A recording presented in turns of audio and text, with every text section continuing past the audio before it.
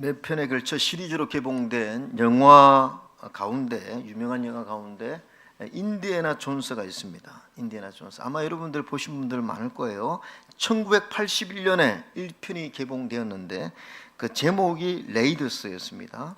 근데 원래 이 영화의 원 제목은 잃어버린 언약궤의 수색자입니다. 잃어버린 언약궤의 수색자. 그래서 잃어버린 이 법궤 언약궤를 찾아 나서는 고고학자에 대한 이야기로 흥미로운 주제로 이걸 아주 이 영화가 성공했고 이제 2편, 3편 나왔는데, 근데 이 영화가 만들어진 배경이 있다고 합니다. 그건 실제적으로 독일의 독재자 히틀러가 자신이 이끄는 이 독일 군대를 범접할 수 없는 무적의 군대로 만들기 위해서 이 언약궤를 찾아서 우리가 가지고 있으면 우리가 이 막강한 이제 군대가 된다라는 생각으로 이걸 진짜 찾았대요.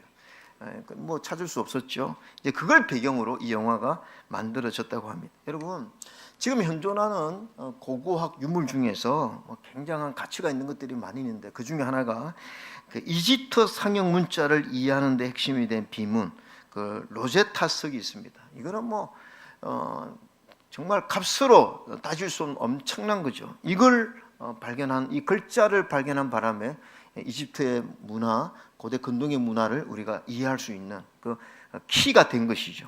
근데 만약에 지금 법궤, 잃어버린 법궤를 찾았다, 그러면 이것과는 비교할 수 없는, 아마 제 생각에는 우리 경기도를 다 팔아도 못 살 것 같은 어마어마한, 예를 들어서 여러분 진짜 법궤를 찾았다, 우리 대한민국 이걸 찾았다 그러면요, 아마 전 세계 기독교인들 이거 보려고 대한민국에 다 관광으로 오지 않을까 생각합니다. 그만큼 이 언약궤는요 엄청난 것입니다.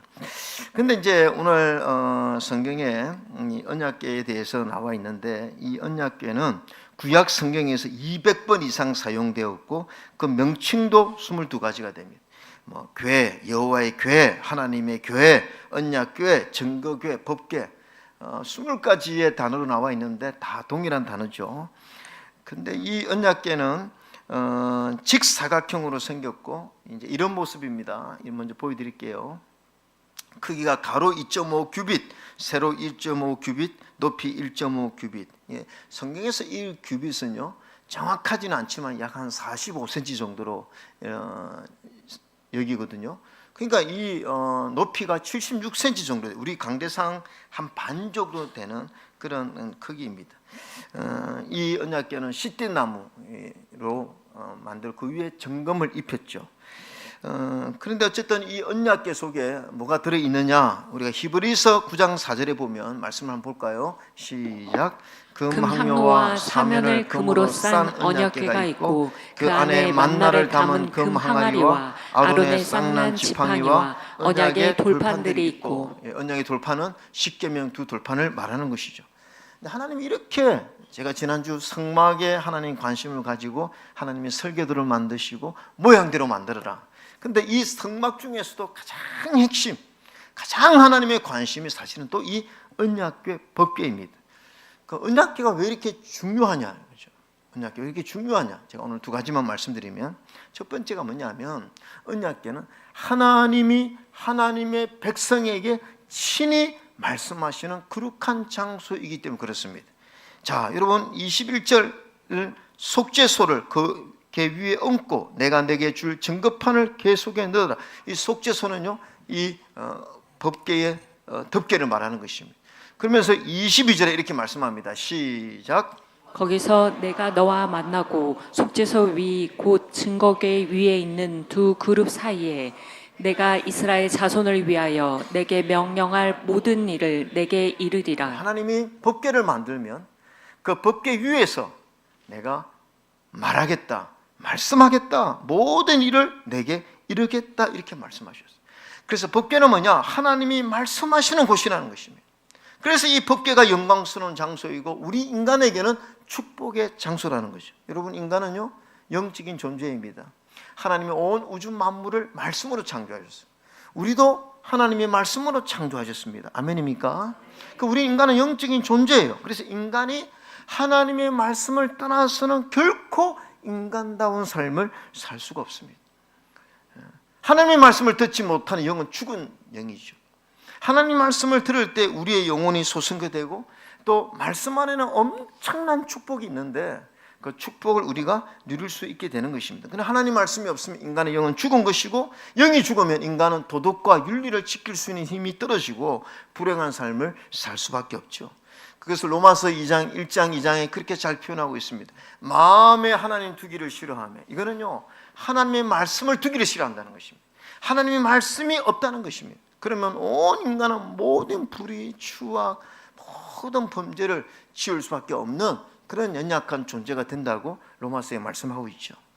제가 며칠 전 뉴스를 보니까요, 지금요 서울대, 연세대, 고려대, 수도권의 이 명문대학교 13곳 아이들이요 동아리를 만들었습니다. 수백 명이 그 동아리 참석했습니다. 이 무슨 동아리냐? 마약 유통, 또 마약 투약, 그 다음에 집단 성관계, 이런 온상이 되고 있는, 이 충격을 받았죠. 아니 지금요, 지금 대학교가요, 우리나라 이제 마약 청정국 아닙니다. 대학생 마약 사범이요 5년 새 11배 늘어났습니다. 5년 동안 11배가 늘어났습니다. 심각한 지금 마약 오염국으로 이게 발전하고 있고요. 명문대학교에서도 지금 이 마약이 이렇게 발전되고 있으니까, 그래서 저는 이렇게 생각합니다. 여러분, 좋은 대학 가기 위해서 얼마나 공부 많이 했습니까? 근데 명문대생이라고 도덕과 윤리를 지키느냐, 공부 많이 했다고 우리가 인간다운 삶을 사느냐? 아닙니다. 하나님의 말씀이 그 영혼을 다스리지 않으면요, 아무리 많은 지식을 가지고 있다 하더라도 인간다운 삶을 살 수밖에 없고, 또 제약 속에 거할 수밖에 없는 것이 우리 인간의 상태라는 거죠. 이번에 종교사회학 정재영 교수가 저는 뭐 이걸 이제 이 2주에 한 번씩 이 신문을 받아보고 있는데, 위클리 군 뉴스에 칼럼을 썼는데 읽어보니까 요즘요 20, 30대 젊은이들이 이 점과 사주를 보는 그 경향이 늘어나고 있대요. 이 20, 30대가 점과 사주를, 또 점집을 많이 찾는다고 합니다. 이 중에 하나가 무속 관련 콘텐츠에 지금 굉장히 노출이 많아요. 텔레비 보면요 무속인들이 얼마나 많이 나옵니까? 그 영향도 있지만 이 정재인 교수는 하는 말이, 요즘 청년들이 너무 삶이 불안하다는 거예요.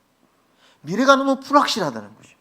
그러니까 너무 지푸라기도 하나 짚는 심정으로 점집에 가서 내가 앞으로 결혼할 수 있겠는지, 내가 성공할 수 있는지, 이걸 점집을 통해서, 무당을 통해서 물어보기를 원한다는 거죠. 여러분, 저는 하나님의 말씀을 모르면 인간은 방황하게 되어 있습니다. 하나님의 말씀을 모르면 인간은 불안하다는 거죠. 여러분, 구약의 법궤가, 오늘 제가 결론적으로 말씀드리면, 오늘 구약의 법궤는요 오늘 교회입니다.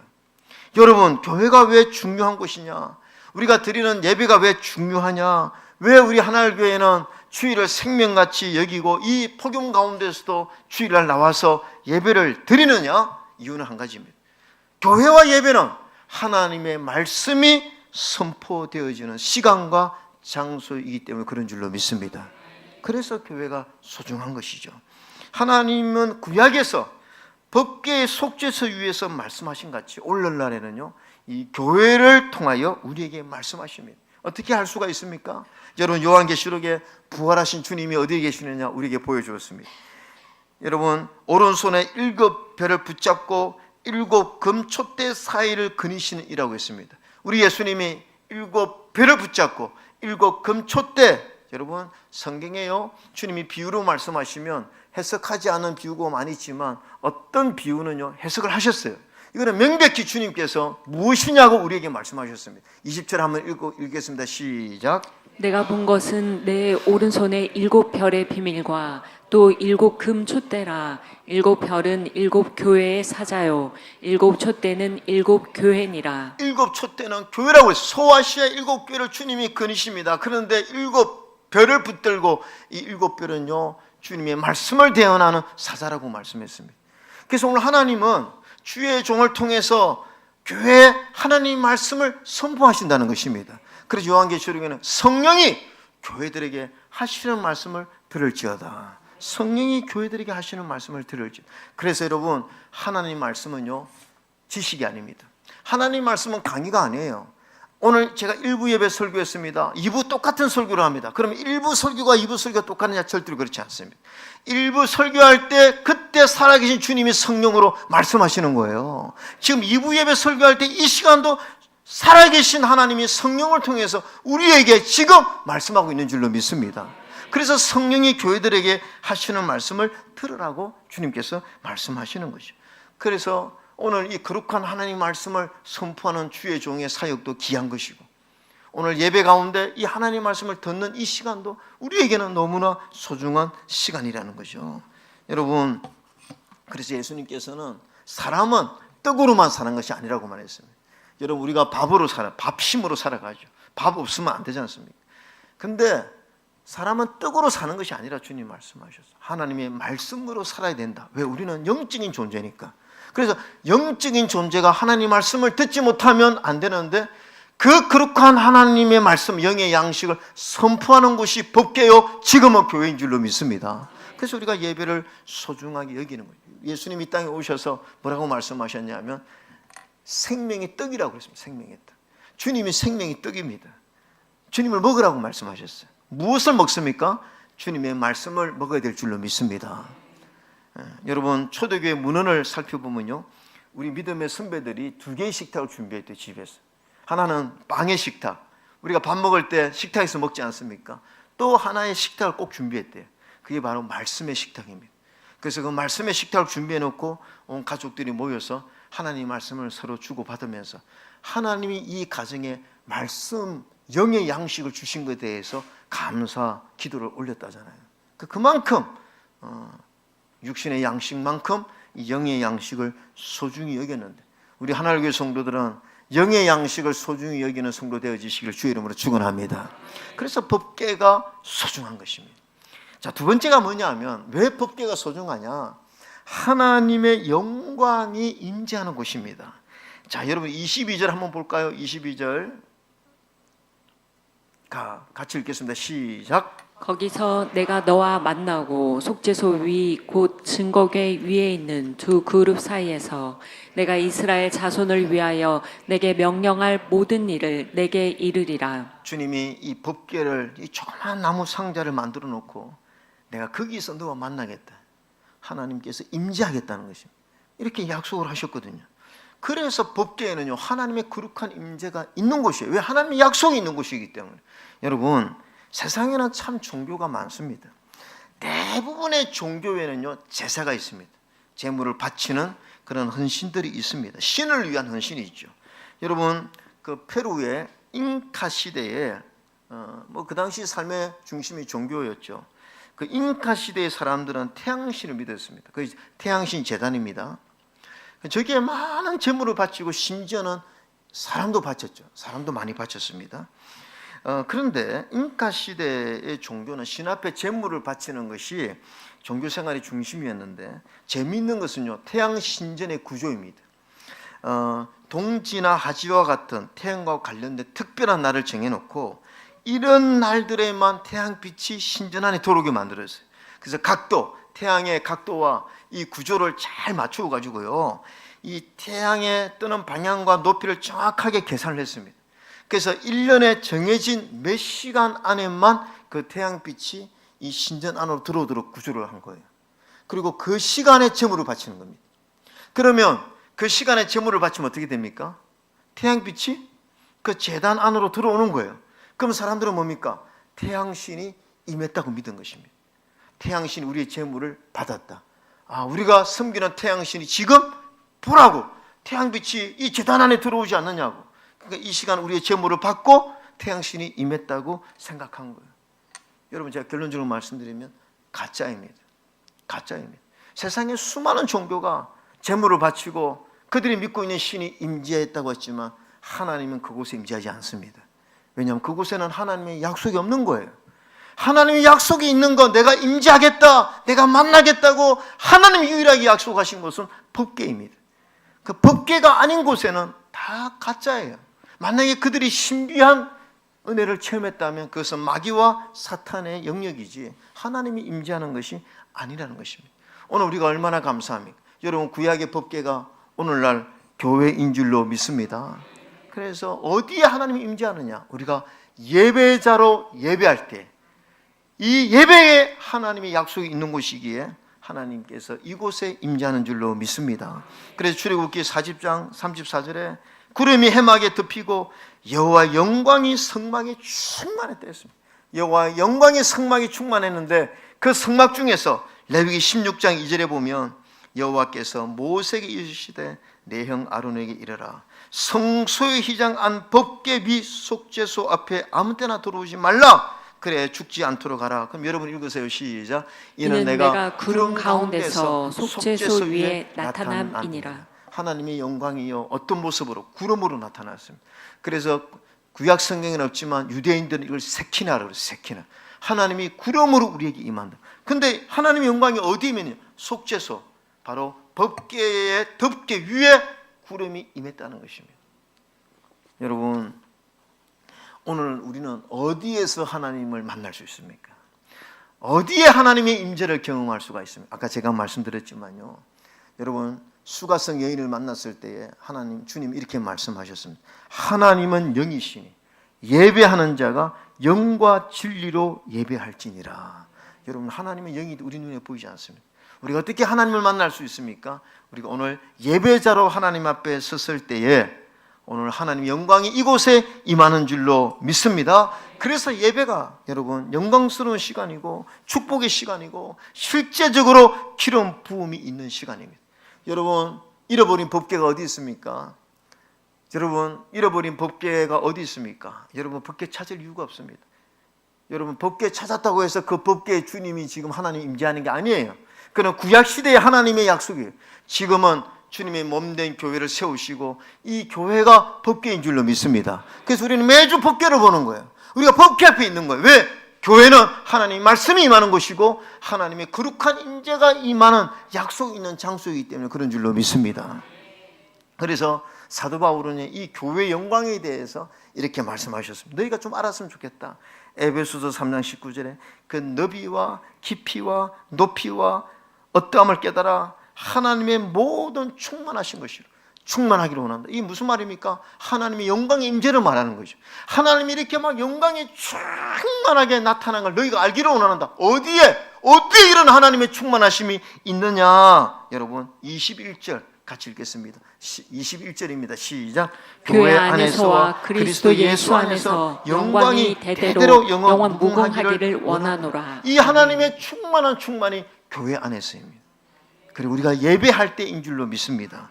그래서 에베소서 1장 23절 교회는 그의 몸이니 만물 안에서 만물을 충만하게 하시는 이의 충만함이니라. 아멘. 그래서 여러분 교회 나오면 하나님 만나는 거예요. 교회 나오면 신령한 은혜를 누리는 것입니다. 교회는요 정말 하나님의 거룩한 임재를 경험하는 곳이에요.